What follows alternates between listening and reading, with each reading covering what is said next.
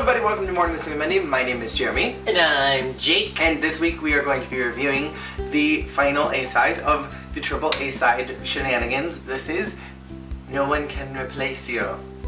Nippon, Nippon, Nippon, Nippon, Nippon. Generally speaking, I really like this A-side.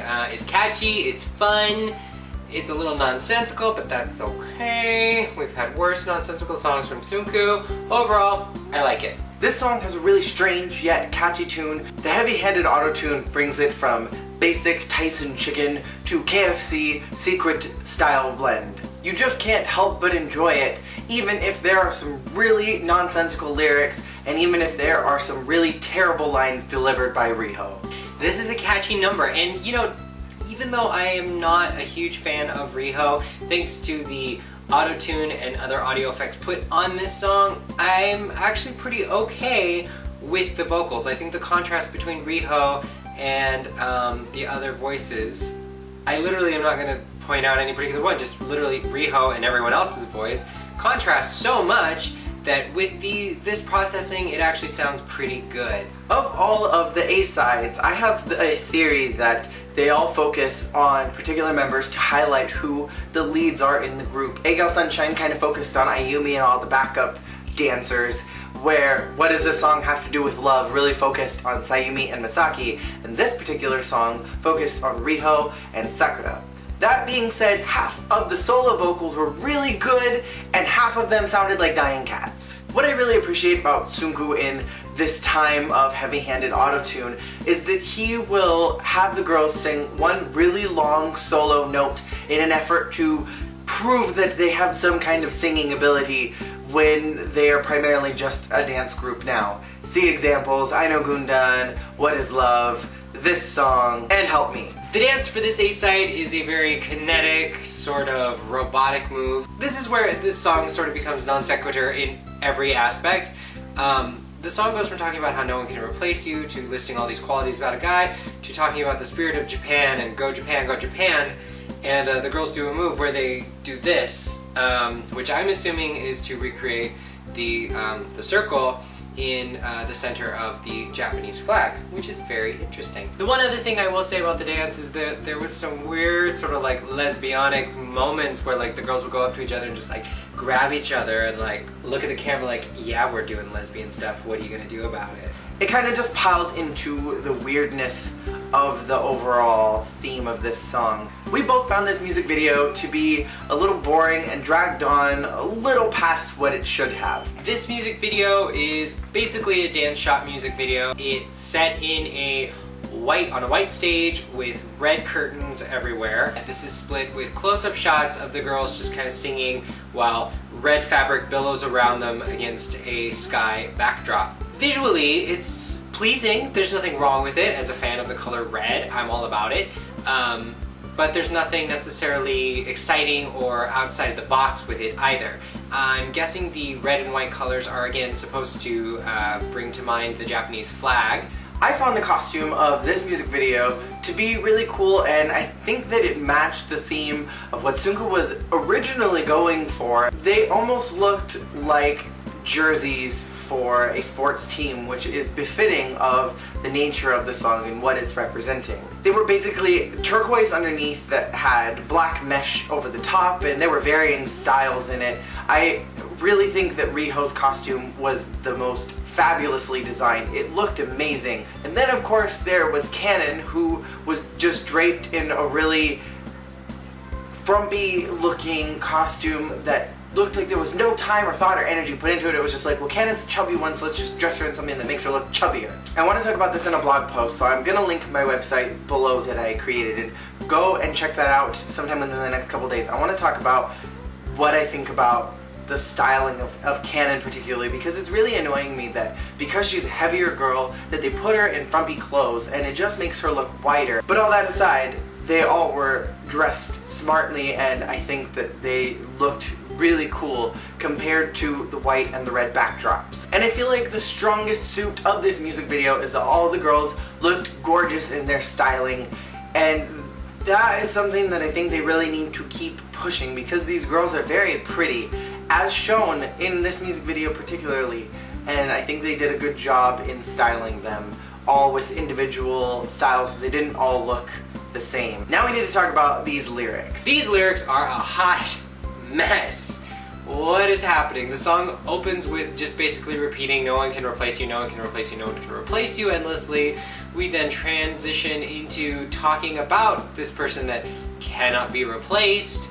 And honestly, from what they say, I can't tell if this is a good person or a bad person, because I felt like for all the good qualities, there were some that I was like, that's not a great quality in a person. And then we transition into talking about Japan and the spirit of Japan, and how the spirit of Japan will empower somebody to do something. Nippon! Honestly, I'm not sure what this song was going for. To be completely honest, I don't think Sunku was either. And I'm guessing somebody was just like, hey, Sunku, we need a theme for the Japanese team for the 2014 Sochi Olympics. What you got? And he just was so freaked out and excited that they asked him instead of Akimoto and AKB, that he just stopped what he was doing with this song and completely changed it to be a Go Japan song. And these are the reasons why AKB was chosen to do the song for Wreck-It Ralph and not Morning Musume. I also get that this was supposed to be a cheer song for the 2014 Japanese Olympic team, but shouting Nippon during the song didn't emphasize that, it just stood out in a really awkward way. It was a little nonsensical, and it was almost like when Miley tried to talk about how she was heartbroken, so she swung around naked on a wrecking ball. It's just unnecessary. Finally, the English. What? Where was the theory? What was the irony? There was no point to these English lyrics, and they made me angry. On top of lyrics that went from talking about a guy to talking about the spirit of Japan to talking about we can do it, and then no one can replace you, and all these four things going on. We had theory, irony, which really just emphasized how half-baked this song was in its lyrics, that Sunku didn't even put any thought or effort into it, and it made me angry. When Sunku puts in dumb English lyrics, it really pisses me off, and this is probably the worst use of English that Sunku has ever done in Morning Musume's history. The end. If I ignore the English, I would put this on my iPhone. I really like the song. I think it's got a fun beat, it's catchy, it's got a cool tune. The Nippon, Nippon, Nippon, Nippon is fun to just chant along with the song. But if you pay attention to the lyrics, it's really nonsensical and is a really bad musical piece. However, it's made up for within the style and the sound. It would be nice if there were some different vocalists and not just Riho and Sakura.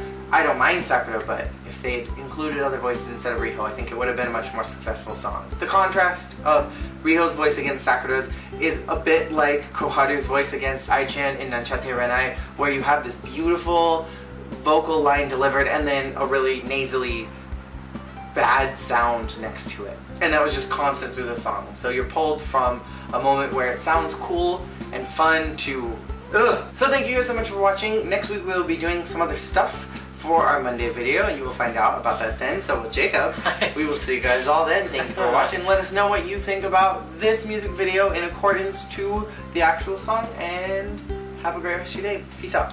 You take it mouse. Theory, irony, isn't it ironic?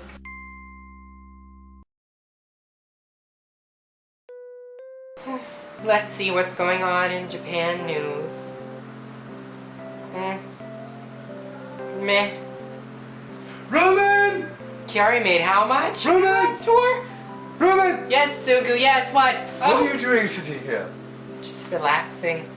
Feeling a little worn out. I mean, moving all my stuff back from the AKB offices. Yes, Roman, look, I found out where everything in my career went wrong. What? The moment where Rika left the group and where Koharu came in. This is the point where everything went all poopy. Right next to that time that I told Nakazawa Yuko that she could be a solo artist, and she ended up singing the entire backing track to that unreleased Mexican album that I was going to. Where the hell did you find this? He's in the archives. I didn't even know we still had these. I thought we burned them all. No, I keep all of them to remember the time when Nigaki Risa was still in the group. Let me see this. No, you can't touch it. She's got a solo on here. I just want to look at this. No! Okay. Koharu ruined everything. Did she? And so did Riho. She's ruined everything, Roman. And Nigaki left. I'm basically doing everything wrong all over again, and I'm having a breakdown.